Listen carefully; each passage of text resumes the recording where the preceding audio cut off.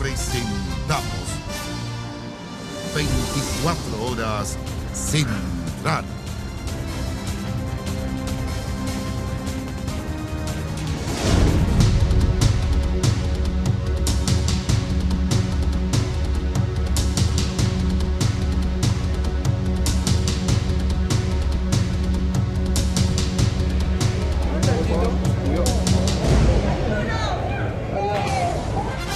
Asaltan a escoltas de la presidenta Bachelet. Delincuentes robaron 2 pistolas, 75 balas y las identificaciones policiales. Carabineros fueron removidos de sus cargos. Exclusivo, revelamos el mail que complica. Marco Enríquez Ominami, ex asesor, agradece a nombre del candidato del PRO ayuda recibida de ex gerente de Sokimich en plena gira de campaña. Jefe de informática de La Moneda reveló que Sebastián Dávalos pidió personalmente que borraran la información del computador que usaba. Solicitud la hizo horas antes de renunciar al gobierno. Arturo Vidal viajó a Alemania luego de su confusa salida de la selección, mientras La Roja realizó entrenamiento con puertas abiertas en el Estadio Nacional. Es el colmo de la delincuencia. ¿Qué tal? Buenas noches y bienvenidos a 24 Horas Central. Esta mañana, cuando tenían la misión de anticiparse a cualquier problema en la seguridad de la presidenta Michelle Bachelet, su escolta de avanzada, compuesta por 5 de los mejores carabineros de Chile, fue víctima de un insólito delito. Así es, cuando estaban en un servicentro de Lampa, les robaron 2 pistolas, 75 balas, un radiotransmisor e identificaciones policiales. Todos fueron removidos de sus cargos a la espera de sanciones definitivas. René Arriagada y Pablo Tapia con los detalles. Entre los carabineros saben que ahí deben estar los mejores, especialistas en inteligencia, defensa personal, tácticas de ataque, conductores de vehículos avesados y sobre todo expertos en armamentos. Armamento fiscal para proteger a la presidenta, que ahora está en manos de delincuentes. En lo que todos han calificado como una falla de seguridad inexcusable, desde la camioneta de la avanzada, después de romper un vidrio, les robaron 2 pistolas Glock modelo 22 calibre .40, 3 cargadores, 75 balas, 2 radiotransmisores de frecuencia encriptada Motorola, dinero en efectivo, credenciales y placas de carabineros. Tenía quebrado el vidrio de atrás, ¿ya?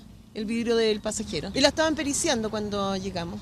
Llegó carabinero muy rápido, vino el carabinero después para acá a preguntar sobre las cámaras para ver, pero nada más. Los policías llegaron después de que hubo un asalto, pero no sabíamos a qué persona era. Como ahorita una señora nos dijo que era una escolta. Las primeras indagatorias se puede concluir en un primer momento que se trataría de un robo casual. Hasta el kilómetro 26,5 de la Ruta 5 Norte llegaron altos oficiales a interrogar a los 5 carabineros de la escolta. De inmediato se instruyó la inscripción de las armas, que por la naturaleza del servicio no están en los registros ordinarios. La vulnerabilidad de la propia presidenta de la República ha quedado en evidencia en su seguridad. Nosotros vamos a invitar a la Comisión de Seguridad Ciudadana al nuevo general director de Carabineros, que va a asumir la próxima semana, general Villalobos, porque naturalmente que cuando se expone la seguridad de la presidenta de la República, se expone la seguridad de la democracia misma. Hoy día no se puede garantizar la seguridad del presidente de Chile. La verdad es que hoy día estamos frente a una delincuencia totalmente organizada, profesional. 3 horas después del insólito robo, el alto mando ya tomaba las primeras medidas disciplinarias. El capitán a cargo de la avanzada, Christian Jones, abandonó el Departamento de Seguridad Presidencial y fue trasladado como subcomisario de los Servicios 2 a San Ramón. En las filas fue interpretado como el comienzo de sanciones más duras que afectarían a todo el grupo. Así quedó refrendado durante la tarde cuando se informó que toda la patrulla sería removida de sus funciones a la espera del término del sumario. Unas personas que andaban trayendo armamentos dejen, aunque sea por segundos, un automóvil en un lugar como una estación de servicio sin el cuidado, me parece que es una muy mala decisión. Tengo duda que el mando sabrá sancionar. Pese al hermetismo, trascendió que las cámaras de seguridad del Servicentro de Lampa grabaron un vehículo Station Wagon blanco que fue encargado a todas las unidades del país. En la primera declaración, los 5 carabineros investigados aseguraron que hicieron un alto en el camino para ocupar los servicios higiénicos. En un mal día para las policías, más temprano en el cuartel de la Brigada Móvil de la PDI en Cerrillos, un detenido de 16 años que era buscado por robos con intimidación, zafó de las esposas y se escapó de la unidad. Pero eso no fue todo, porque el adolescente se llevó una subametralladora SAF sin cargadores ni munición. En el parte preliminar se informó que el encargado de su custodia también estaba en el baño y su compañero se quedó dormido. 12 horas después del incidente, se detuvo al menor de edad fugado y se recuperó el armamento. En este caso, no se conoce hasta el momento de sanciones. Y en el caso Cabal, Sebastián Dávalos pidió personalmente que borraran su computador. Con estas palabras, el jefe de informática de La Moneda se presentó ante la comisión investigadora de este caso. Para conocer más detalles, vamos hasta el Congreso con Fidel Oyarzo. Fidel, buenas noches. Hola, muy buenas noches. Mónica Amaro. Una serie de antecedentes administrativos, técnicos y tecnológicos fueron entregados esta noche, con lo cual se ha abierto una nueva arista en el llamado caso Cabal, en el que la justicia investiga, entre otros, al hijo de la presidenta de la República. ¿Cuál es el punto en cuestión esta noche? ¿Qué pasó con el computador de Sebastián Dávalos? Bueno, para eso vino a declarar aquí a la comisión investigadora que trata el tema el señor Luis Escalona Venegas, jefe informático del Palacio de la Moneda. ¿Y cuál fue el antecedente que entregó él? Que fue el propio Sebastián Dávalos el que horas antes de renunciar, el mismo día, pidió que borraran la información de su computador. Escuchemos. Se recibió un llamado de la secretaria el día 13 de febrero, aquí contesto también al señor diputado, no, de la secretaria de Sociocultural, ante lo cual subió una persona de soporte técnico, se presentó a su despacho. Esta persona, la secretaria lo hizo ingresar al despacho del señor Dávalos, y el señor Dávalos le pidió que le borrara la información del disco. El señor Dávalos le pide, fue antes de mediodía. Disculpe, ¿está personalmente el señor Dávalos vuelto presente? ¿Correcto? Sí, sí. Eso fue el 13 de febrero antes de mediodía. Él seguía siendo director sociocultural en ejercicio, o sea, nosotros no sabíamos que él iba a renunciar, no teníamos la menor idea. Más tarde renunció, ¿cierto? Tipo 6 de la tarde, 5:30, no recuerdo exactamente la hora. Pero, continuando con el relato, es que él pidió que se le borrara la información, entre lo cual la persona de soporte técnico le preguntó si necesitaba que se respaldara la información que contenía el disco, y él dijo que no. Otro antecedente que entregó esta noche el señor Escalona es que la información de este computador, de acuerdo a lo que él sabe y lo que se hizo en su oficina, se puede recuperar. De hecho, la operación duró solo 20 segundos. Bueno, este testimonio provocó profunda sorpresa en los parlamentarios de manera transversal, y los parlamentarios de la oposición acusaron directamente al ministro vocero de Gobierno, Marcelo Díaz, de haber mentido por haber hablado en su momento de un protocolo. Escuchemos las reacciones políticas. Una información nueva que nos ha pillado a todos por sorpresa, tampoco era de conocimiento el punto de vista del expediente judicial. Todos hicimos fe respecto a las declaraciones del propio ministro Díaz, quien señaló como un acto normal de los protocolos habituales de un funcionario público que deja a su cargo. Aquí hay una situación que no tiene respuesta clara para explicar por qué lo que debió haberse recuperado en la pericia de la Fiscalía hasta el día de hoy no existe. Claramente hay un acto fraudulento que se está escondiendo, y me parece gravísimo que sea el ministro vocero de La Moneda quien además defienda al exfuncionario, hijo de la presidenta de la República, que se actuó como un protocolo cuando finalmente este protocolo se llama señor Dávalos. Hemos citado a esta comisión para la próxima semana al ministro vocero de Gobierno. Queremos que nos aclare a nosotros y a la ciudadanía el por qué nos mintió. Nosotros vamos a llegar hasta el final, hasta las últimas consecuencias, sean del partido que sean, porque este es el tipo de hechos que maltratan a la ciudadanía y la relación con los políticos. Bueno, y para cerrar este despacho, Mónica Amaro, una información exclusiva de Televisión Nacional. Esta noche hemos obtenido una carta que envió esta noche el abogado Sebastián Dávalos a la comisión investigadora.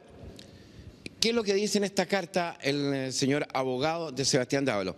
Que el señor Dávalos no va a responder ningún cuestionario. Y además cuestiona en duros términos lo que él considera que no son objetivos los diputados Paulsen y Sabat. Eso es todo. Buenas noches. Muchas gracias, Fidel. Buenas noches. Amaro. Entre comillas, dice: solicito suspender mi militancia política y tengo la tranquilidad que no he cometido ningún ilícito. Fueron las declaraciones del senador Fulvio Rossi, quien decidió dar un paso al costado momentáneo en su partido. Y debido al correo electrónico que envió a Sokimich pidiendo dineros para candidatos a las municipales del 2012. Fidel Oyarzo, a quien veíamos en pantalla, y Mariela Aravena con el informe. No estoy siendo investigado, no he cometido delito alguno, no constituye ningún delito. Insisto, que una persona que haya colaborado conmigo en algún momento de mi vida política le preste servicios a una determinada empresa. Fue la férrea defensa que hace algunos meses realizó el senador Fulvio Rossi respondiendo a acusaciones por supuesto financiamiento irregular a su campaña senatorial, luego que se encontrara una boleta de una ex asesora suya emitida a la empresa Sokimich. Vínculo con SQM que negó de forma tajante, al igual que en esta encuesta de abril pasado realizada por el portal de Clinic. Sin embargo, este correo que Rossi envió al ex gerente general de Sokimich, Patricio Contese, solicitándole aportes para 32 candidatos a las municipales del 2012, reabrió los cuestionamientos incluso al interior de su partido. Es una vergüenza para el Partido Socialista que se le hayan ido a golpear las puertas a uno de los íconos de la dictadura militar, que se enriqueció a costa de la sangre de los chilenos. Aquí no hay que hacer leña del árbol caído, ni de quien lo esté pasando mal o quien estén sacando ventajas inmediatas. Lo que hay que hacer aquí es respetar el trabajo de la Fiscalía. Críticas al parlamentario y peticiones de un pronunciamiento del Tribunal Supremo del PS generaron que Rossi optara por suspender su militancia en el partido. Hemos valorado que el senador Rossi lo haya hecho. ¿Por qué? Porque eso permite que no sigamos en esta escalada de declaraciones que no ayudan a nadie. Los tribunales aclararán lo que tienen que aclarar. En otro comunicado, Rossi afirma que las gestiones realizadas son producto de una mala ley, asegurando que no ha cometido ilícito alguno. Sin embargo, los candidatos mencionados por el senador en el correo a Sokimich criticaron esta petición de recursos. Si hay algún peso de estos dineros ha llegado a la cuenta que uno debe declarar al CERVEL cuando es candidato, la voy a devolver íntegramente porque me daría vergüenza haber recibido platas que están manchadas con sangre. Yo no le he pedido a nadie, y menos a él, que me pida plata para mi campaña. Hoy día esto se habla de aporte reservado, es muy probable que estos recursos puedan estar ahí. Si bien el fiscal Sabat Chaguán solicitó al tribunal que el CERVEL entregue el detalle de los aportes reservados que recibieron los candidatos mencionados por Rossi, el octavo juzgado de garantía de Santiago pidió a los fiscales que entreguen más antecedentes de las posibles acciones realizadas. Recién ahí se podría pedir levantamiento de secreto al servicio electoral. Entendemos que es la manera en que se levanta el secreto bancario, que es lo que ampara precisamente a estos aportes, de tal manera que recibida la información, con esas condiciones lo vamos inmediatamente a entregar. Es una nueva investigación en curso, una arista que por el momento tiene al senador Fulvio Rossi sin militancia política. A través de un correo electrónico dirigido al ex gerente general de Sokimich, Patricio Contese, un estrecho colaborador de las campañas presidenciales de Marco Enrique Sominami, agradece la ayuda recibida de parte del Ejecutivo un mes después de lanzada la campaña. 24 horas tuvo acceso exclusivo al mensaje de Cristian Warner, imputado por la Fiscalía tras los pagos de más de 360 millones de pesos que facturó a una filial de la minera. Carolina Acuña y Francisco Moreno con el informe. Terminaba el mes de octubre del 2012 cuando un correo electrónico llegó a la cuenta del exgerente general de Sokimich. La remitente, su secretaria, el asunto en 2 palabras: Meo agradece.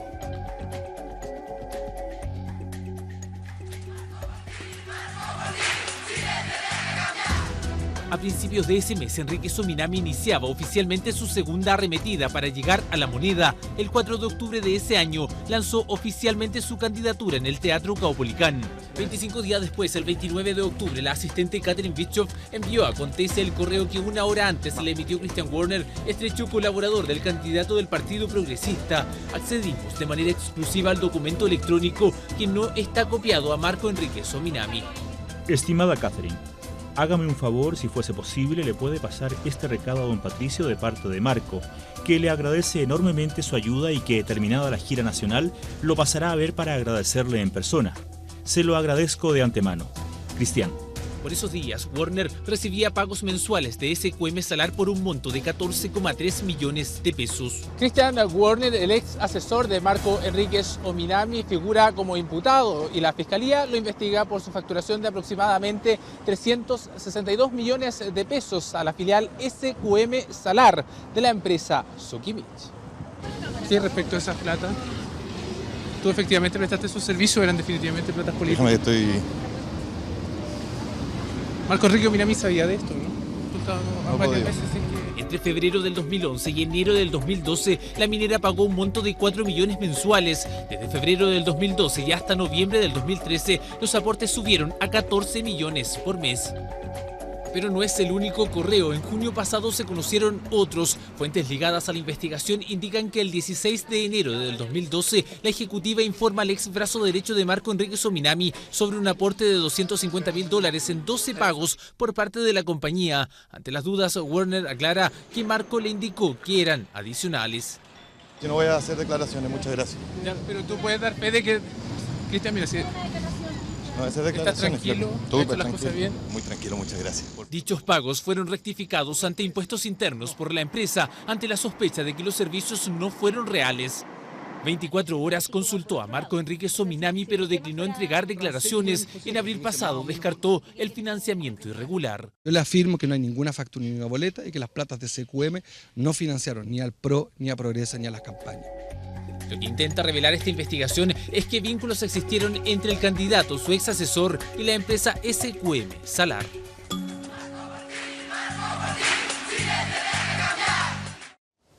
Se siente como ayer. Este miércoles se conmemoraron 4 años del accidente del avión Casa 212 en Juan Fernández.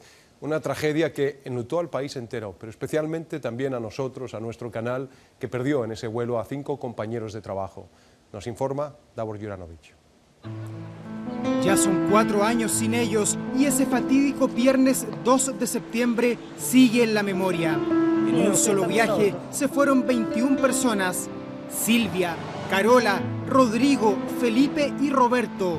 Esos son los nuestros, los de TVN, que fueron comisionados para ir a Juan Fernández y monitorear la reconstrucción post-terremoto.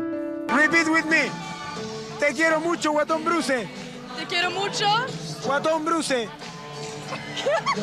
Te quiero mucho, Guatón Bruce. Eres fenomenal. Ah, eres fenomenal.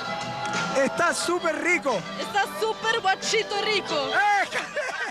Yo como mamá de Roberto, de mi Robertito, la verdad que estoy súper contenta porque yo siempre he pensado que pasar por esta vía cualquiera puede, pero pasar dejando huellas es algo que reconforta y que enorgullece, así que estoy súper contenta. Es un día difícil, todos los días son difíciles, pero cuando hay recuerdos vivientes es aún más, ¿verdad? A los 32 años y dejando 2 hijas, se apagó el lúdico colega del Buenos Días a Todos. El Torito de Melipilla iba por primera vez a la isla, en un viaje donde Carola Gatica y Silvia Slier trabajarían en la producción y Rodrigo Cabezón sería el dueño de la cámara que debía registrar al histórico animador Felipe Camiroaga. Voy a ir a mi querida isla Juan Fernández. Ay, qué entretenido, que te esperen ahí con unas langostitas ricas. Así que les mando muchos cariños, vamos a ir a ver cómo va esa reconstrucción. Mi Felipe va siempre en mi corazón, siempre lo voy a recordar, un amor conmigo, me regaló rosa, al cual estoy agradecida de él. Felipe era una persona extraordinaria, que pasaba a la pantalla, su manera de ser, la humildad que tenía él, yo pienso que a muchas personas le llegaba eso, entonces todavía lo quiere seguir recordando. Te falta uno que tenga la capacidad de él, la distronía de él, la alegría de él, la simpatía de él. En este momento no es por desmerecer, pero no hay, po. En las calles, en las tiendas, en los puestos de La Vega y también a lo largo de todo Chile. Su figura es inextinguible y emerge repleta de cariño. Yo creo que lo vamos a tener que santificar, me lo imagino, si fue tan bueno. Me lo imagino que él está en otra vida y haciendo cosas buenas. El Partida de la Madre fue un éxito, Camiroaga. Y a pesar de todo, siempre lo piden, todo el año lo trabajamos. Me crecí en la ciudad, pero siempre añoré el campo. Mis vacaciones fueron en el campo, en en un pueblo precioso que hay en la séptima región, que es Villalegre. Y es allí, a casi 300 kilómetros de Santiago, donde la ciudad gira en torno a la figura de Felipe Camiroaga. Ahí están los restos del animador y existe un museo con objetos que son venerados por los miles de turistas que mensualmente llegan a visitarlo. Hermoso, no pienso de que es lo mejor que pueden hacer, que él siga vivo, pues siga aquí en nuestra comuna, vienen muchas personas de afuera. He sufrido mucho con la pérdida de él, porque él lo acompañaba siempre lo acompañó. Yo no me quería ni levantar en la mañana porque lo veía, me alegraba la vida. El primer año visitaron 150.000 personas la sala y la tumba. En este momento la cantidad supera el 1,5 millones. Además del memorial, un estudio y un estacionamiento llevan el nombre de Felipe al interior de TVN. En el lugar donde durante 20 años despertó a los chilenos, hoy se realizó una misa que recordó el legado de los 5 mártires fallecidos en la isla Juan Fernández. Lamentablemente los perdimos, pero creo que lo que tenemos que hacer en estos dos es como conmemorar todo lo que ellos entregaron, todo lo que ellos representaron en términos de amor por este canal, amor por este país y alegría de vivir. A 4 años, los porqué del accidente siguen ventilándose en los pasillos de tribunales. El juez Mera sobreseyó la causa luego de concluir que los responsables fueron los fallecidos pilotos del Caza 212. Sin embargo, la Corte Suprema determinó que las responsabilidades no estaban agotadas y entregó el caso a una ministra en visita, que ya procesó a 5 oficiales de la FACH, pero tiene el caso paralizado hace 8 meses.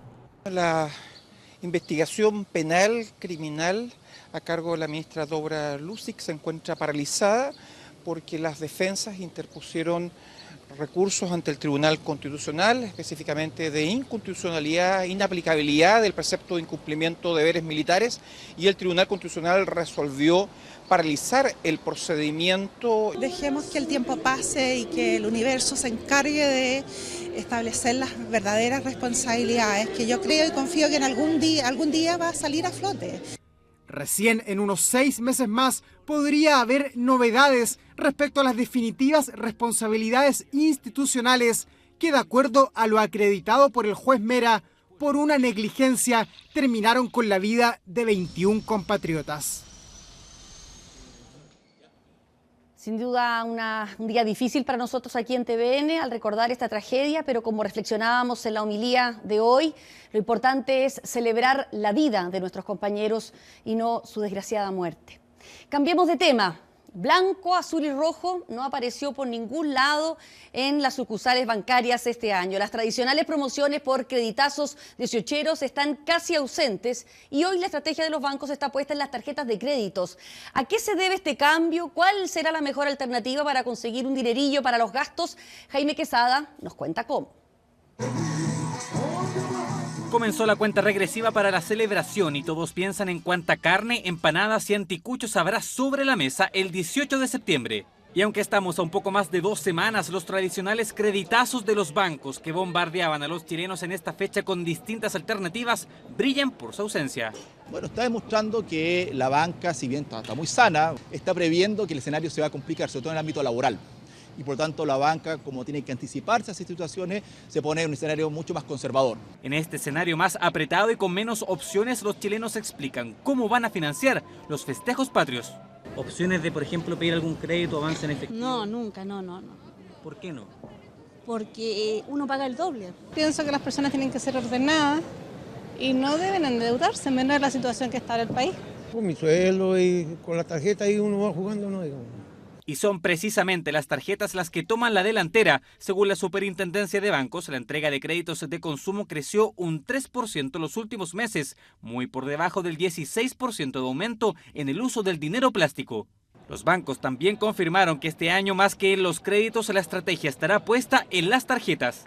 Por eso salimos otra vez con un experto a terreno para entregar recomendaciones en el uso de esta alternativa. La principal es no realizar los pagos mínimos sugeridos. Tenemos 3 tarjetas de crédito por cada chileno que trabaja. No olvidemos que las tarjetas de crédito, independiente de que las ocupemos o no, tienen costos de mantención. Cuando estamos pagando pago mínimo, estamos pagando solamente intereses y no estamos amortizando prácticamente en nada el capital en que nos estamos endeudando. Tasa de interés, comisiones y costos de mantención que convierten a las tarjetas en un instrumento atractivo y con menos riesgos para los bancos. En la calle la gente pregunta cuál es la mejor alternativa para conseguir dinero para celebrar. La señora Uberlinda habitualmente prefiere usar las tarjetas por la rapidez con que entregan el dinero. Nunca miro las tasas de interés. Yo llego y saco el plata nomás. Por el solo hecho de no cotizar el crédito que vamos a tomar, podemos darnos cuenta que tomar 1 millón de pesos en una casa comercial en 24 meses, usted termina pagando hasta 1.554.624. Si se endeudara por el mismo millón de pesos en un banco, el mismo millón de pesos en 24 meses pagaría 1.250.640. O sea, señor Uberlinda, por el solo hecho de cotizar, usted podría ahorrarse por 1 millón de pesos 303.984 pesos. Caen los créditos y aumenta el uso del dinero plástico. Cambio las estrategias de los bancos y nueva opción para los chilenos al momento de conseguir una platita extra. Y durante 7 horas se ha prolongado en San Antonio la audiencia de formalización de 11 exdetectives de la PDI, investigados ellos por encubrir robos, obstrucción a la justicia y también cohecho. Hoy en los tribunales se conocieron grabaciones telefónicas que los implican. Lorena Concha con la nota. De policías e imputados, así entraron los 11 detectives desvinculados de la PDI al Juzgado de Garantía de San Antonio, investigados por los delitos de encubridores de un robo con intimidación, hurto, obstrucción a la investigación, receptación y uno de ellos por cohecho. Investigación basada en el robo de un camión cargado con chocolates M&M en Leyda en septiembre del año pasado y del que, según la Fiscalía, los policías de la Brigada de Robos de San Antonio y la Vicrim de Talagante se habrían apropiado de mercadería y herramientas luego del hallazgo del camión. Esto incluso a vista y paciencia de las víctimas. En audiencia, una escucha telefónica da cuenta de que este hecho era sabido por el resto de los detectives. Yo voy a mostrar las fotos que tengo de la existencia del avión cuando los culiados se cargaron y salían las pruebas cargadas del cuartel, llenas de especies, y sé que tiene especies en tu casa de adorno, sé cuáles son las especies. Incluso la Fiscalía detalló una situación anecdótica por parte de la hija del subcomisario Gonzalo Montoya, jefe de la Brigada de Robos de San Antonio, imputado en el caso, quien entregó a sus compañeros de colegio parte de los chocolates de los que se habría apropiado su padre. Todas las investigaciones que se llevan a cabo quedan en estos PCI, o sea, quedan detenidas. No pasaba más allá, si bien uno le entregaba información a la PDI, entregaba carpetas, datos, testigos, y quedan nada.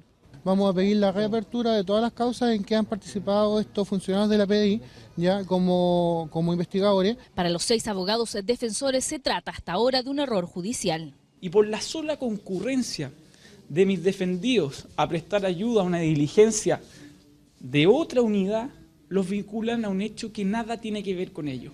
En una audiencia que se ha prolongado por más de 7 horas y donde se prohibió mostrar los rostros de los imputados, la Fiscalía pidió un plazo de 4 meses de investigación y la prisión preventiva para todos los detenidos.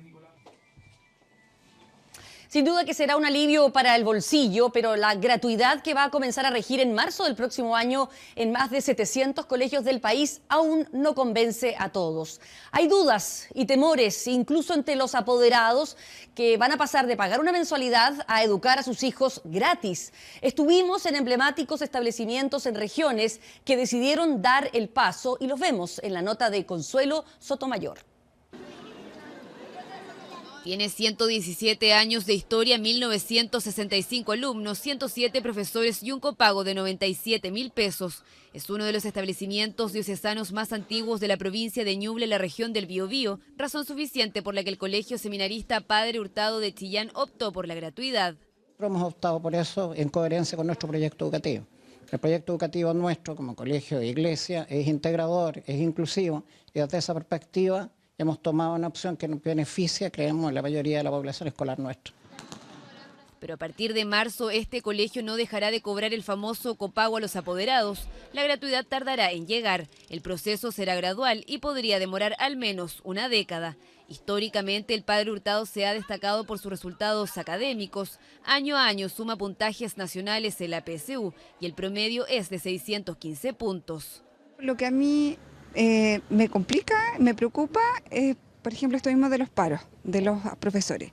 Que eso no sé cómo se va a solucionar en algún momento, pero imagínate, estuvieron 2 meses sin clase los niños y eso va a seguir pasando. Eso es lo que me preocupa. El temor es que cambie y eso es lo que nosotros no queremos, que vaya a cambiar la parte educacional, que siga igual como siempre. No es por discriminar, pero igual debiera existir una selección, una preselección. Es que cuando son colegios totalmente gratis, la verdad que llega de todos niños. Mi opinión personal no es discriminar, pero igual como que llegan niños, no sé, de todo estrato social. No se oponen a la gratuidad, el temor es que se pierda la calidad. 783 colegios en Chile renunciaron al financiamiento compartido. Desde marzo los apoderados ya no pagarán más. Incertidumbre que también se suma a un alivio económico para muchas familias. En la región de Coquimbo, 8.090 alumnos serán beneficiados, 392 del Colegio María Andacollo, pese a que la mensualidad es de 8.000 pesos para los apoderados significa un ahorro. Y que pase a ser gratis es una gran ayuda para nosotros. O sea, estamos hablando de mínimo de 70.000 pesos menos que se van a poder guardar o se van a poder ahorrar. Si tú comparas este copago con un ingreso de nivel medio, indudablemente lo ves muy mínimo, pero para un ingreso básico, indudablemente que es un tremendo esfuerzo. Son las impresiones de quienes aún desconocen el impacto y las consecuencias del fin al financiamiento compartido, un proceso que previo a su implementación algunos anticipaban aún más complejo. Y fíjense que no pasó lo que los pesimistas decían el año pasado, que iban a cerrar cientos de colegios, muy por el contrario. Más de 700 colegios que eran subvencionados particulares, siguen siendo subvencionados particulares, pero van a ser gratuitos. Y gracias a ello muchas familias que tenían su hijo ahí ya no van a tener que pagar por la educación y sus hijos van a seguir en el mismo colegio. El cambio ya comenzó, la gratuidad cada vez más cerca, una ley que no ha estado ajena a los cuestionamientos y que ahora deberá pasar la prueba en las aulas. Lo invito a cerrar los ojos, a taparse los oídos, imaginar lo que es vivir sin luz. 30 millones de personas en Sudamérica no tienen conexión a una red eléctrica y sus vidas cotidianas transcurren en la oscuridad, dentro de sus casas, pero también en sus barrios, donde no hay alumbrado público. Fue esa simple pero potente necesidad la que motivó a un joven colombiano a buscar una solución y llegar a Chile para compartirla en la Cumbre de Héroes. Esta es la historia de un litro de luz.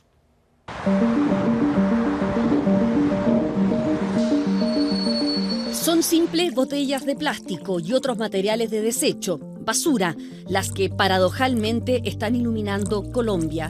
Se trata del Litro de Luz, un emprendimiento social inspirado en un proyecto que nació en Filipinas y que motivó a este joven colombiano cuando tenía solo 25 años. Yo estuve haciendo un recorrido por la parte sur de Colombia, llevando conectividad a internet hace quizás unos 9, unos 10 años. Y ahí yo conocí realmente las realidades sociales que tenía el país. Entonces yo vi desde hace muchísimo tiempo que las personas estaban sin iluminación. Entonces todo es como te hace un clic cuando encuentras algo en otro lugar del mundo que estaba solucionando este problema con una tecnología que es realmente muy fácil, muy sencilla. Son botellas llenas de agua a las que se le agrega un poco de cloro y que al contacto con la luz la refractan con la misma fuerza que una ampolleta.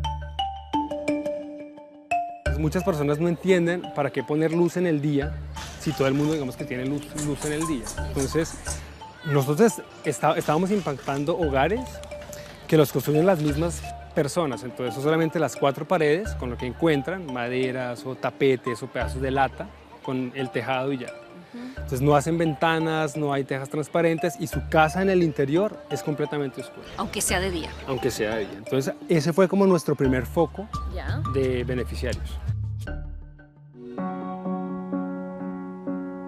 Un litro de luz los da buena energía, buena luz, entonces allá los muchachos no salen a otro lugar a buscar cómo hacer las tareas con otros compañeros y no que se ponen en su piecita a hacer su tarea con el litro de luz, porque da muy buena energía. En 3 años, 3.700 hogares en 16 ciudades colombianas tienen luz ahora gracias a este proyecto. Cada botella tiene una vida útil de 10 años y 0 costo para el usuario. La claridad que hay es mucho mejor para los niños, para las que estudian. Para mí que cocino, no ella, me toca prender el bombillo. Pero no era suficiente. 1 litro de luz quería ser capaz de iluminar también en la noche y desarrolló un proyecto para 6.000 casas de Medellín que fracasó por los altos costos. Y estando buscando estas casas iniciales para poner la luz, nos coge la noche en el barrio y cuando salimos otra vez nos damos cuenta que el barrio está completamente a oscuras y que no hay alumbrado público. Entonces ahí hicimos como un cambio y un clic y pensamos, un momento, ¿por qué no hacemos de esta segunda etapa un proyecto más incluyente, un proyecto que sea más comunitario y creamos una solución de alumbrado público? Hace 1 año que comenzó esta segunda fase y ya han fabricado 300 postes iluminando calles en Medellín, Cali, Bogotá y Cartagena, con el 2% de lo que cuesta un poste tradicional. ¿Qué me parece esto? Maravilloso, pues una alegría. Está muy hermoso. Ahora sí podemos bajar por aquí a las 12 de la noche y no nos caemos. Y el poste tiene 28 horas de autonomía, esto quiere decir que te prende durante 28 horas continuas. El poste tiene 16 años de luz garantizada y el poste tiene materiales como el panel solar que te duran hasta 25 años. Tienes que hacerle un mantenimiento cada 5 años. Hemos iluminado comunidades que llevan 60 años sin luz, 60 años sin iluminación. Y en cuestión de 3 días es una comunidad que queda completamente iluminada con el trabajo de la gente. ¿Y cómo logran, si esto es en localidades de alto riesgo en Colombia, cómo logran que no les roben o no les destrocen este poste de alumbrado público? Esa pregunta es muy interesante. La primera fase es un taller de apropiación de la tecnología y se invita a la mayor parte de la población a que construya con nosotros. Lo que generan es que esas comunidades sientan que el proyecto lo hicieron ellos y que les pertenece y ellos empiezan como a crear un comité del alumbrado público. Si el poste, digamos que se ladea un poco, si se apaga un poste, entonces ya saben cómo se les da todo el mantenimiento y lo reparan. Es fundamental ese primer día poner un poste, por lo menos uno, porque cuando la gente ve que el poste funciona, al día siguiente yo tengo 20 personas nuevas que están ahí haciendo fila y me dicen yo quiero ayudar. Entonces esto no puede funcionar, es una botella de plástico, es un pedazo de madera, son tuberías de PVC, los bombillos son diminutos y realmente se hace la luz.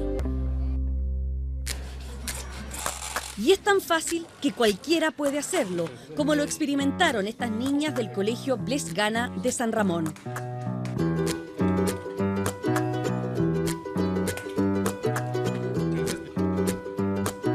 Me pareció algo impresionante también, que todo eso lo pueden hacer personas con poquita plata o con mucha.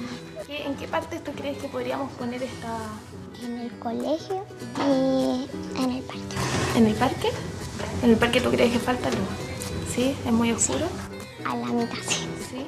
Yo digo que en las plazas es donde hay juegos para los niños, porque la noche es mucho que o se asalta o hay personas tomando, cosas así. Entonces siento que tener más luz es como tener más protección. Los postes con energía solar existen hace mucho tiempo, Sí. pero son grandes compañías que los costos son realmente inalcanzables. Y lo que hacemos es construirlo con materiales que sean muy económicos. Estamos ya preparando una tercera fase que ya tiene, digamos que, unos desarrollos móviles en el poste. Entonces hay carga para celulares, habrá servicio de internet para las comunidades, pero digamos que todo llega a través de los postes. ¿Y qué ganas tú en todo esto? Porque yo siento que si tienes las oportunidades y las herramientas para aportarle algo a la sociedad, tienes que hacerlo en donde más se necesita. Y es en la base de la pirámide, es en las poblaciones que están en pobreza. Y si hacemos eso, de cierta manera, empezamos como a tener un cambio que sale desde la base y nos va a llegar pues obviamente hasta la pirámide. Una solución que llegará a nuestro país en septiembre, porque 1 litro de luz con la donación de una empresa privada chilena instalará 50 postes autosustentables en Renca para comenzar a iluminar también el camino de los chilenos. La aprobación ciudadana más baja desde que existe registro de la encuesta DIMARC alcanzó la presidenta Michelle Bachelet en el mes de agosto. Lo invito a que veamos las siguientes gráficas, porque como se aprecia en pantalla, desde el mes de enero de este año, la caída en el respaldo a la mandataria se está manteniendo de manera constante. Pese a que ese mes había logrado revertir la tendencia, la irrupción del caso Cabal en febrero, que involucró a su nuera y también a su hijo, incidió fuertemente en la evaluación ciudadana y desde entonces no ha conseguido recuperarse. En agosto la desaprobación subió a 72% y la desaprobación, lo vamos a observar aquí, marca un 24%, más bajo incluso que el 26% que alcanzó Sebastián Piñera en su peor momento. ¿Hubo reacciones? Escuchemos.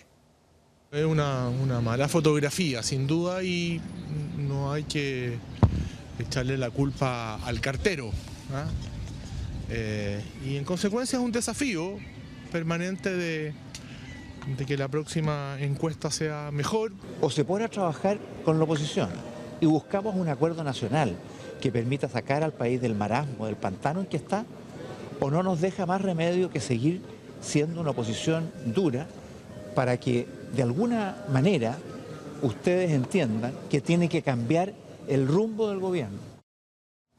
Bueno, y ahí algunas de las reacciones ahora respecto del gobierno propiamente tal. En su conjunto, la desaprobación se empina a casi un 80%. Claro que las coaliciones políticas que acabamos de escuchar no tienen nada que festejar, pues cosechan un rechazo superior, y ahí lo vemos, al 74%.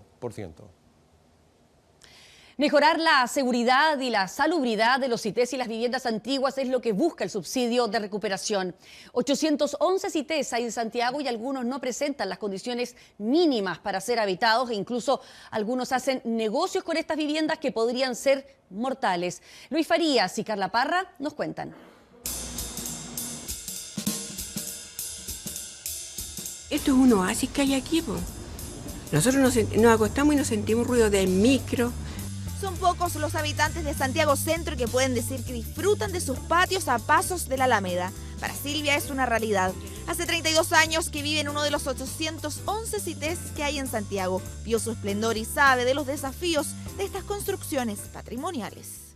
Calcinada entre los escombros, encontraron a la anciana desaparecida ayer tras el incendio que destruyó un CITE en Santiago. La mantención de las redes eléctricas y la frágil infraestructura amenaza a diario estas viviendas sociales que nacieron como una solución habitacional a comienzos del siglo XX. Hoy el Ministerio de Vivienda impulsa la recuperación a través de un subsidio en 11 comunas de Santiago. Estamos buscando en primer lugar mejorar sustantivamente las condiciones de vida de las personas que residen en este tipo de vivienda. En segundo lugar, privilegiar la oportunidad de muchas familias de vivir en una buena localización. Son 250 UF por vivienda, unos 6 millones de pesos para renovar la techumbre, el alcantarillado, la fachada y la conexión eléctrica. Dentro de mi presupuesto jamás lo podría haber hecho. ¿Ah? Nunca, si están cambiando el techo completo. El problema es que no todos recuperan o reparan estas viviendas. Producto del aumento de la migración y de la comodidad de vivir cerca de todo, estos conventillos o casas antiguas se transformaron en grandes negocios y en trampas mortales. En pleno centro de Santiago, este edificio patrimonial muestra cómo esta puerta está soldada para evitar la toma de estos 18 departamentos que fueron desalojados. 90 familias vivían en este lugar. Altillos construidos como nuevos dormitorios y conexiones hechizas que ponían en peligro la vida de 300 personas llegaban a pagar hasta 150.000 pesos por una pieza en el edificio Yabeilú. Dividen de manera informal, irregular, sin cumplir ningún requisito y sin hacer instalaciones básicas. Casi un centenar de familias quedaron sin hogar, sin embargo, por no tener contratos de arriendo formales, tampoco pueden optar a un subsidio de recuperación habitacional. Sus arrendatarios descuidaron mucho el edificio. lo tenía la corriente muy mal, el agua pasaba del primero al segundo piso. Era tremendo, pero qué culpa teníamos si nosotros le pagábamos arriendo, le pagábamos que haga mejoras, nunca lo hizo. Subarriendos que se esperan regular con una ordenanza municipal, ya que la comuna de Santiago cuenta con más de 600 CIT. Recuperación patrimonial que urge para no lamentar consecuencias. Y la crisis migratoria se está intensificando y desborda Europa, dejando imágenes, ya lo va a ver, cada vez más estremecedoras. Mientras cientos de personas están bloqueadas por la policía en la estación de trenes de Hungría, la costa turca fue testigo de un desgarrador naufragio que costó la vida de 5 niños que intentaban con su familia llegar al viejo continente en un bote inflable. Ivana López, con lo que advertimos van a ser imágenes cada vez más perturbadoras.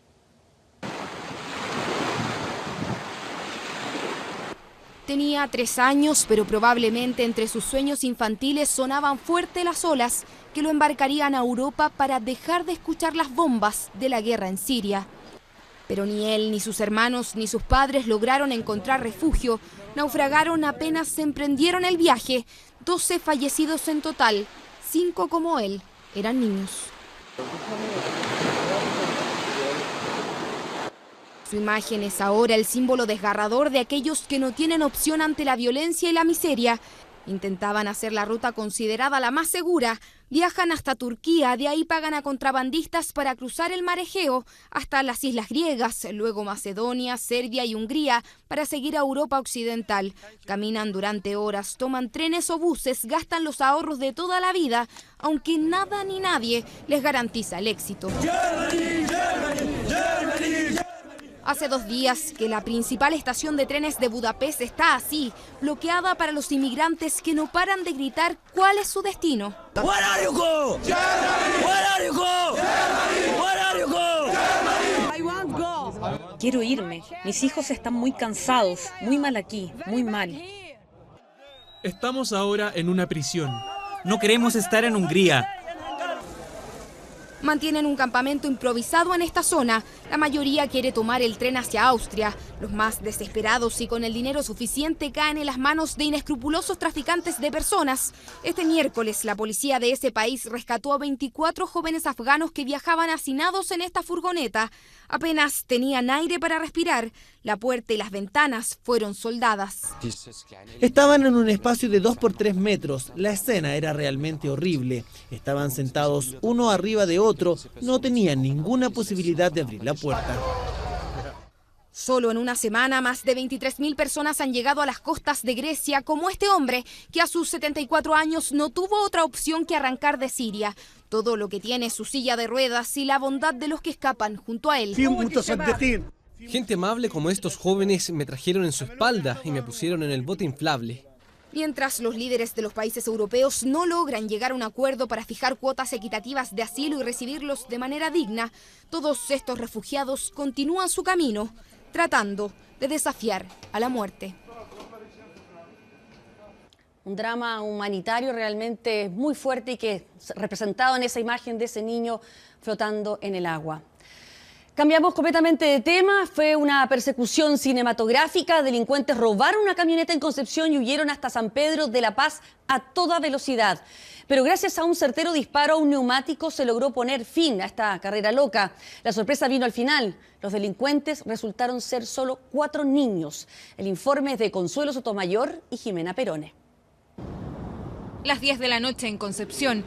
Las cámaras registran a esta camioneta blanca repartidora. Carabineros de civil acuden al llamado de otro compañero testigo del robo. Trataron de interceptarlos disparando en una de sus ruedas,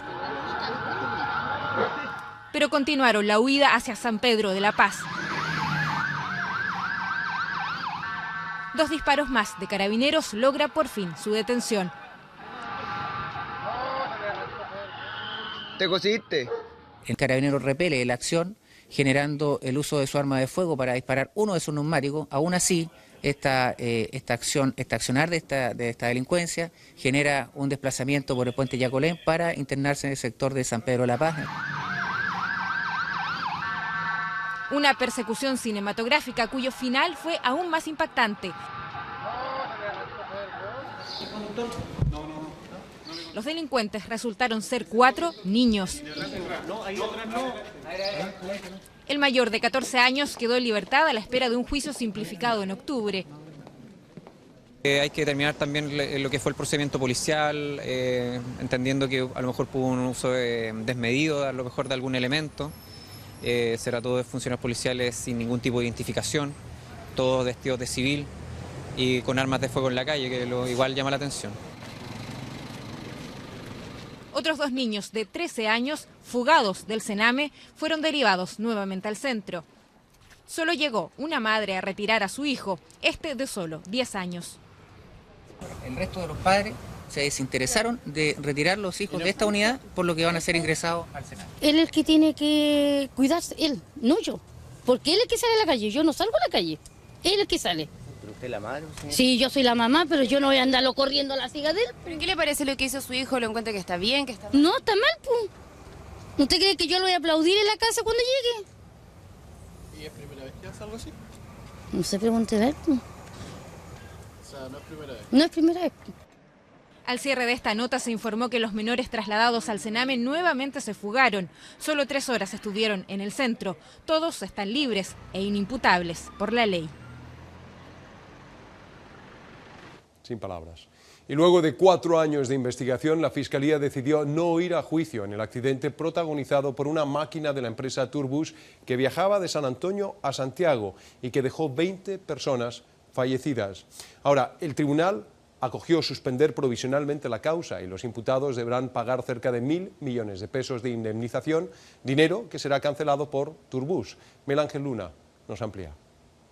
En nombre de mis antiguos compañeros de trabajo y en mi propio nombre, quiero expresar a todas las víctimas del accidente ocurrido el 23 de noviembre del 2010 en la autopista del Sol, pasajeros, conductor. Ni las disculpas públicas de los imputados sirvieron para aplacar la molestia de los familiares y las víctimas.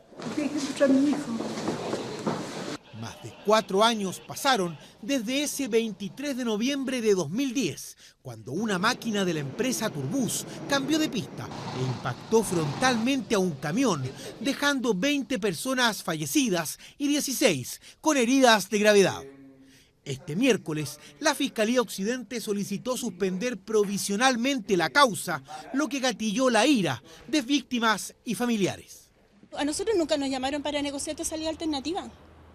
A nosotros nos llamaron, a mí fui la última en ir a declarar, porque yo lo pedí. Porque resulta de que ellos negociaron todo a puertas cerradas. Había un sector de las víctimas que quería que esta causa necesariamente terminara en un juicio oral. Nosotros, después de hacer un análisis concienzudo, llegamos a la conclusión que no era la mejor salida. Tras la suspensión, los imputados deberán notificar su domicilio, pedir disculpas públicas y organizar un seminario de seguridad vial. Además, las partes acordaron el pago de 988 millones de pesos a repartir entre los afectados, dinero que cancelará la empresa Turbus.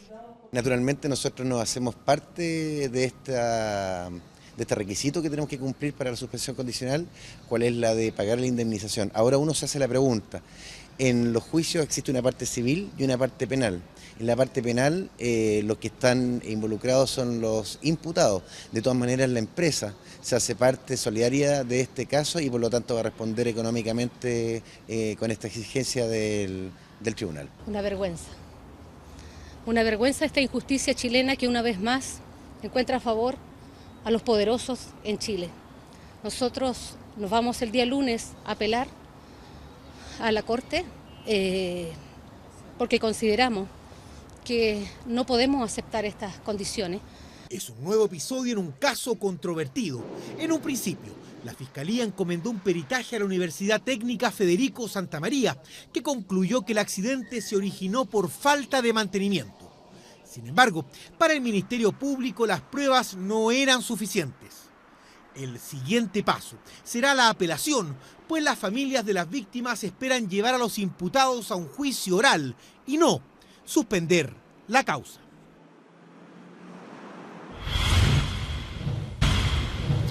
El pueblo presente no tiene presidente. Es el lema de miles de personas que se han manifestado por semanas en Guatemala. Finalmente el Congreso escuchó su petición y decidió desaforar a su mandatario, quien es investigado penalmente por denuncias de corrupción. A pesar de eso, Otto Pérez Molina sigue al frente del Poder Ejecutivo, pero por cuánto tiempo y de qué forma sigue siendo una incógnita. Magdalena Garrido con la nota. Celebran y aplauden con alegría porque saben que están haciendo historia. Son 132 diputados del Congreso de Guatemala que de forma unánime decidieron quitar la inmunidad al presidente Otto Pérez Molina, quien ahora deberá enfrentar a la justicia por su presunta vinculación con una banda de fraude aduanero. El Congreso es una fuerza del país que puede ser dominada por el pueblo. Por primera vez el Congreso actuó acorde a la solicitud del pueblo. Con este fallo, el presidente, un general retirado de 64 años y que llegó al poder en 2012, se convierte en el primer mandatario del país en perder su inmunidad. Tampoco podrá abandonar Guatemala porque se aprobó el arraigo nacional, todo luego que el 21 de agosto la Fiscalía lo acusara de liderar una mafia de corrupción con cargos de asociación ilícita y cohecho. Es un ciudadano común para el sistema de justicia, puesto que ha perdido la inmunidad y en consecuencia habrá persecución penal contra el presidente. Ahora la Fiscalía podrá pedir la comparecencia de Pérez Molina ante un juez, quien de encontrar indicios para imputarlo deberá determinar si puede esperar el juicio en libertad o hacerlo en prisión preventiva. Solo así dejaría de ejercer el cargo y asumiría el vicepresidente. El mandatario hasta ahora insiste en su inocencia.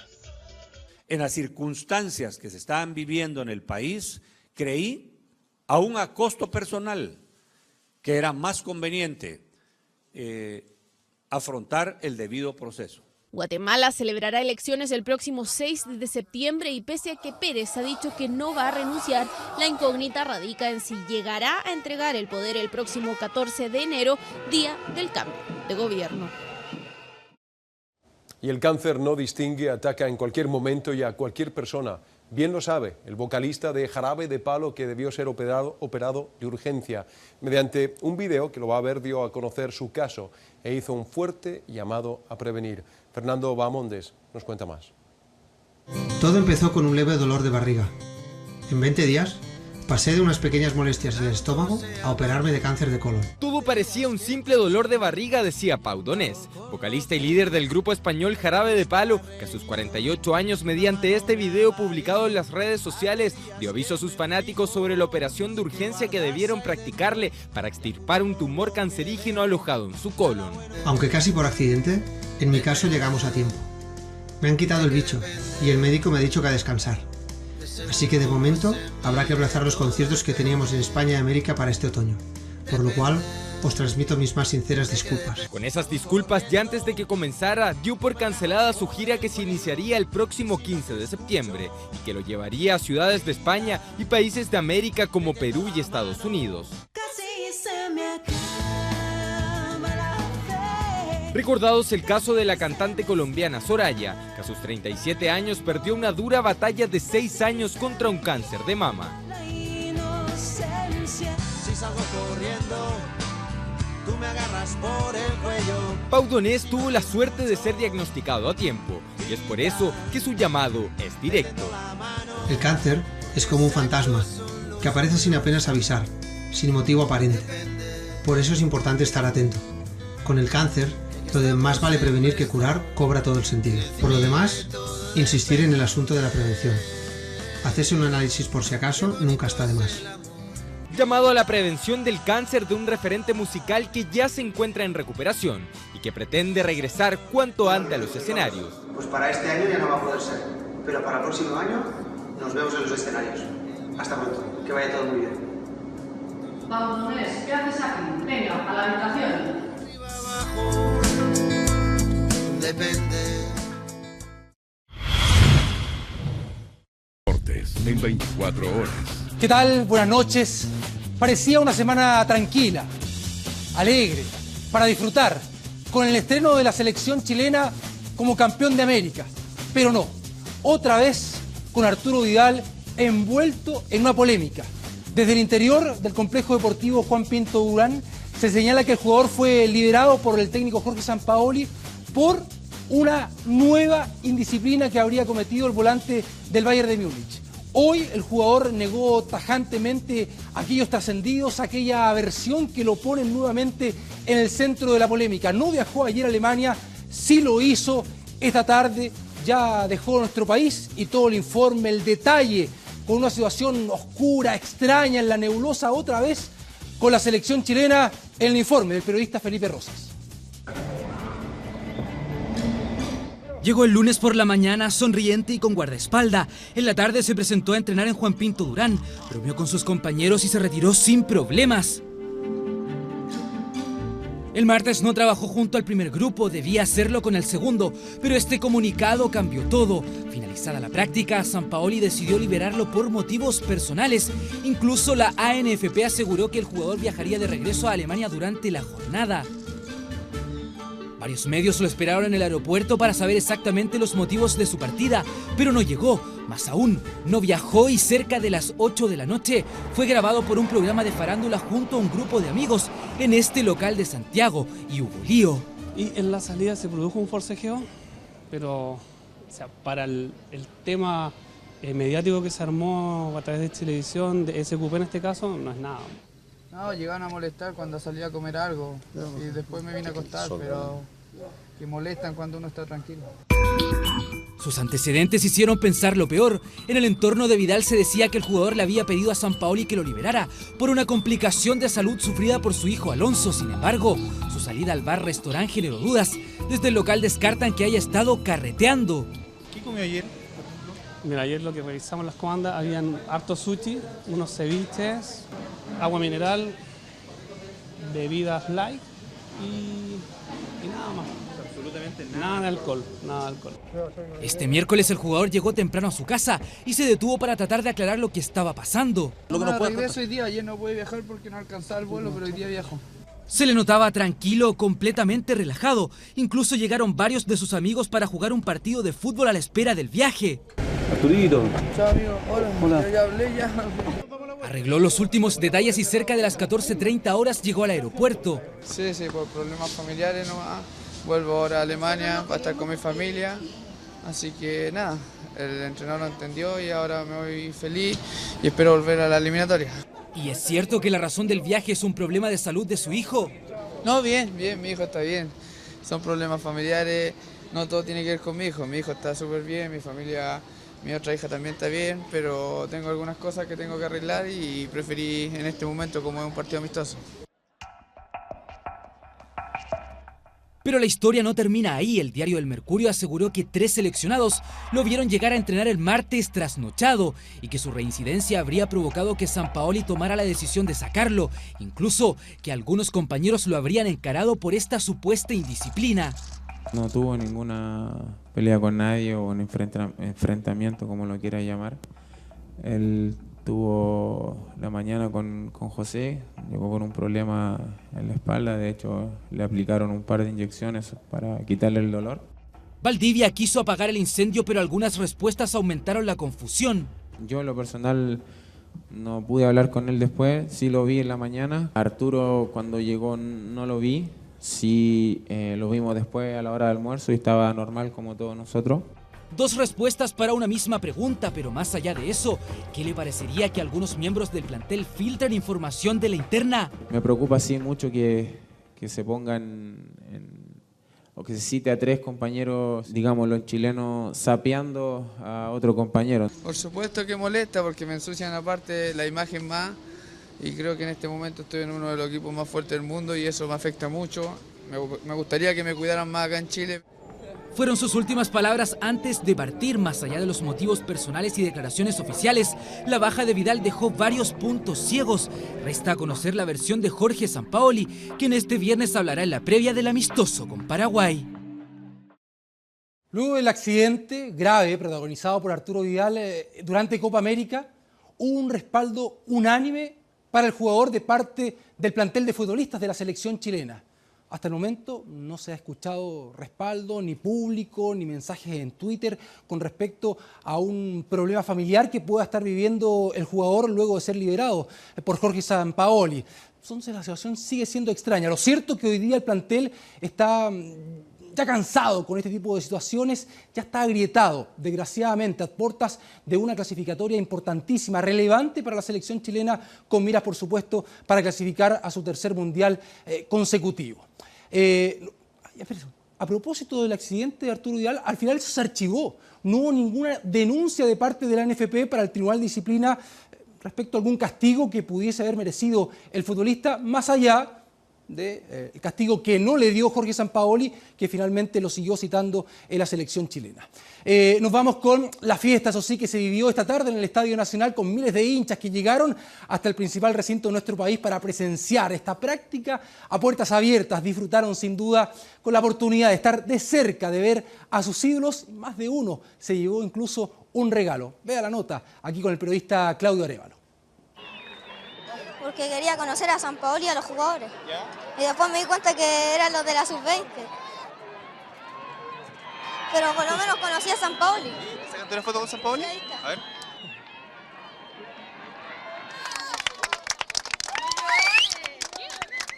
Dijo que me cuidara mucho y a mi familia. ¿Ya? Y me mandó saludos a mi familia. ¿Estás llorando? No sé, de alegría. ¿Por ver a Sampaoli tan cerca? Sí. Felipe es el pequeño que no solo tendrá una historia para toda la vida tras esquivar a la seguridad y fotografiarse con Jorge Sampaoli, sino que además fue la envidia de miles de niños que, como él, fueron espectadores de la primera práctica abierta de la selección campeona de América. Son todos buenos, somos todos buenos ahí. No toda la gente tiene la posibilidad para ver esto. La locura por La Roja volvió al Estadio Nacional, aunque esta vez fue un entrenamiento abierto al público el que desató la alegría de miles de hinchas que desesperados buscaron fotografías, autógrafos o simplemente un saludo de los ídolos nacionales. Yo Alexis Sánchez, porque es uno de los delanteros más buenos que existe en Inglaterra. Y para que me firme la polera. Alexis Sánchez era el más buscado, pero en su espera fue el Mago Valdivia el que se ganó los primeros aplausos del estadio.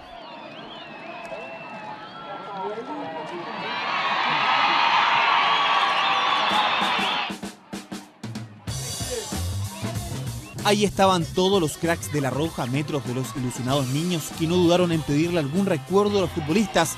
A algunos no les funcionó, otros fueron más afortunados. En la tribuna Pacífico se ubicaron los medios, al frente en Andes se reunieron los fanáticos, allí pegaba fuerte el sol, pero también fue en ese sector donde se pasó mejor. Entretenido para todos, yo creo. Están todos encantados. En medio de la práctica, Alexis otra vez era el más buscado. Hasta Fans Club llegaron al Nacional para ver en vivo a Maravilla, que mostró algunos trucos y luego junto a sus compañeros regaló balones a los hinchas de La Roja. Una iniciativa que resultó casi perfecta si no fuera por la caótica salida de los jugadores del Estadio Nacional. Fueron súper humildes y la gente igual nos faltan los malintencionados que querían pegar a los autos, pero en verdad estuvo todo súper tranquilo. De todas maneras, un buen gesto por parte de la ANFP a los hinchas de La Roja, que celebran, gritan y hasta se emocionan con cualquier vínculo que logran con los campeones de América.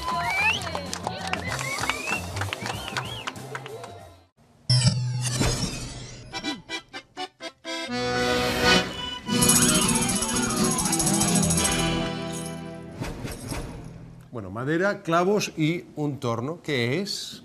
Solo eso se necesita para fabricar uno de los juegos más tradicionales de septiembre, es el trompo. Son pocos los que aún conservan la tradición de fabricarlos, pero en Villarrica encontramos a uno de ellos que además nos reveló un secreto a la hora de pintarlos. Así es, Ricardo Campos con la nota.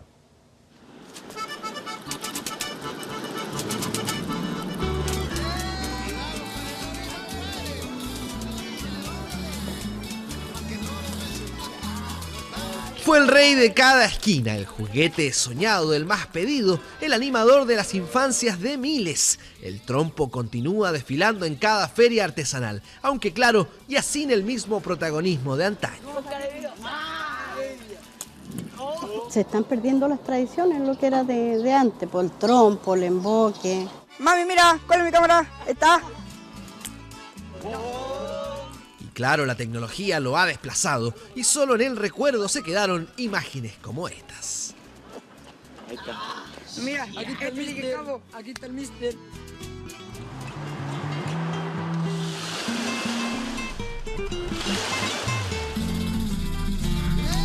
Viajamos al sur de nuestro país. Allí nos dijeron vive uno de los pocos artesanos que aún se dedica a la fabricación de trompos. Permiso, aló. Hola Álvaro, ¿cómo anda? Don Ricardo. Tanto tiempo, amigo. Tanto tiempo, ¿Cómo anda? ¿Bien? Aquí estamos haciendo ¿Y la pega. este tronquito le traje? ¿Sirve o no sirve? Sí, ¿sí? Ahí vimos qué se puede hacer. A ver, ¿qué hacemos? A los 12 años de edad, este hombre se transformó en un especialista en los tornos de madera.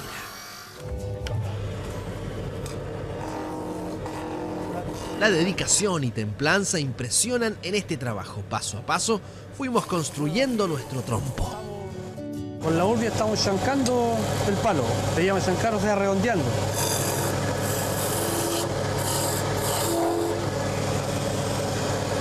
Ahí ya tiene la forma de un trompo. El clavo es una parte esencial, práctica que heredó de sus antepasados. Distintas maneras de colocar el clavo, hay otros que lo agarran, le hacen un orificio ahí y lo colocan. Yo lo pesco con el alicate aquí, que esta me la enseñó un tío. Y aquí va para adentro.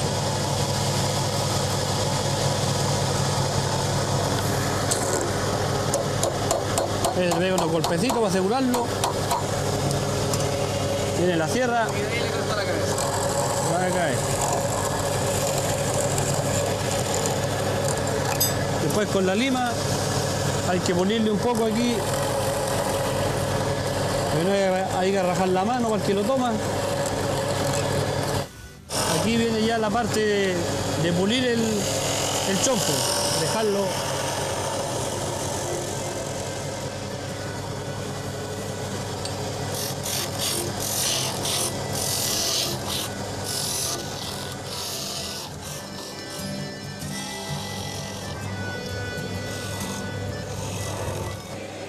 Notable, ¿eh?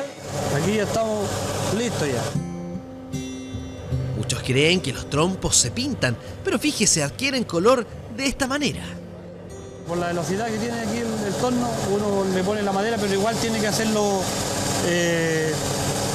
más o menos calculando de no cargarlo fuerte para que le dé distintos colores. Si uno lo carga firme, le da el color negro. Y si lo carga más suavecito, ya le da el color más suavecito, más rojito, más cafecito.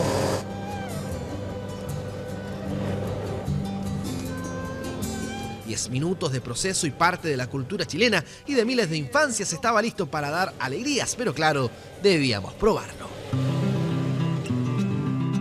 Ahora lo vamos a probar, ahora vamos a ver qué tal, a ver. Aquí está el famoso trompo. ¿Qué le parece? A ver. Notable. Así este hombre continúa vendiendo, claro, menos que antes, un producto tan querido, tan típico que algunos siguen disfrutando, a pasos nada más de uno de los pocos talleres de Chile donde aún se fabrican.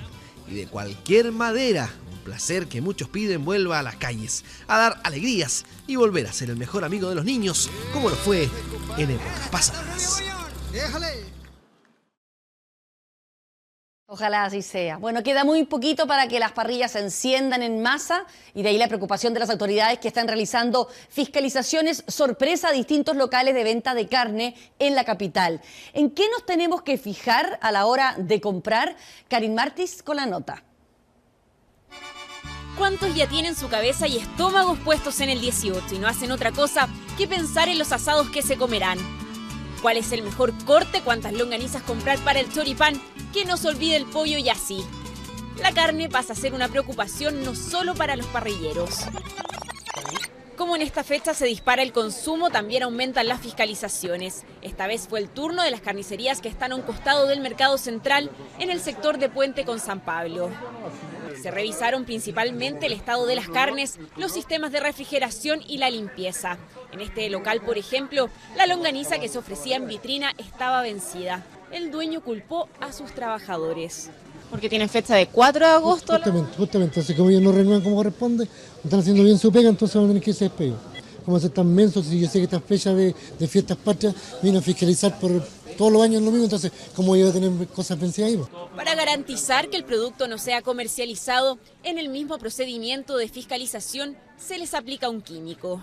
Con esto nos aseguramos que este producto no se pueda reciclar ni nada, tiene que ser desechado. De los 8 locales inspeccionados, 2 tuvieron que bajar sus cortinas y quedaron con prohibición de funcionamiento. Todos los años nos pasa lo mismo. Cruzar los dedos para que vengan a abrirnos, porque comprenderá usted que estamos a 15 días del 18. ¿Qué fue lo que se encontró en estos locales? Fecas de ratones, vectores. En segundo lugar, una gran cantidad de carne vencida. Y tercero, un foco de insalubridad, que significa que no hay condiciones sanitarias para mantener la carne con la cadena de frío. ¿En qué fijarse entonces? En el olor del producto, su consistencia, la fecha de vencimiento y si es carne de vacuno, que tenga un color rojizo intenso. Y por supuesto, comprar solo en comercio establecido. ¿Y tiene usted problemas con su conexión de internet en casa? Bueno, Sebastián Marchán, desde 24horas.cl, tiene una serie de consejos para precisamente sacar mayor provecho. Sebastián, ahí te vemos. ¿Qué tal? ¿Cómo andas? ¿Cómo estás, Amaro? Así es, una serie de consejos y también trucos para que ustedes en sus casas puedan tener una mejor conexión a internet con su Wi-Fi casero. Les contamos, por ejemplo, que dentro de las cosas que hay que hacer es ponerlo en un lugar céntrico de la casa, nunca dejarlo cerca de alguna ventana en donde la señal se escape. Otro truco infalible es ubicarlo en altura o a medio metro del suelo para que la señal pueda cruzar todas las habitaciones sin mayor problema. O por último, ponerlo cerca, cerca de aparatos electrónicos que pueden bloquear la señal sin que nos demos cuenta. Si quieres saber más trucos y mejores consejos para sacar un buen rendimiento a tu Wi-Fi, bueno, la invitación es que vean estos consejos en 24horas.cl. Y para cerrar, les traemos esta imagen que sin duda muestra que los niños y las crías de gorila no necesitan ningún tipo de lenguaje para entenderse y, por supuesto, comenzar a jugar. Y esto es lo que sucedió en el zoológico Columbus de Ohio, en donde el gorila Kamoli comenzó a jugar a las escondidas con este pequeño visitante, corriendo y saltando de un lado para otro. El animal y su pequeño amigo, por supuesto, disfrutaron de un momento único e irrepetible. Este juego de las escondidas tiene más de 400.000 reproducciones en Facebook y, por supuesto, el final lo pueden disfrutar, por supuesto, en 24horas.cl. Amaro, una bonita imagen para terminar este 2 de septiembre. Así es, y es una imagen también muy elocuente. Tenemos menos de un punto porcentual de diferencia en nuestro ADN entre ese niño y la otra criatura al otro lado. Así es. Así que, bueno, el video completo en 24horas.cl. Amaro, Mónica. Gracias. Gracias. Chao. Bueno, y con esa noticia alegre, como decía, estamos despidiendo esta edición de 24 Horas Central, agradeciendo a nombre de todo nuestro equipo que se haya informado con nosotros. Así es, y junto a Mónica nos vemos mañana. Buenas noches. Buenas noches.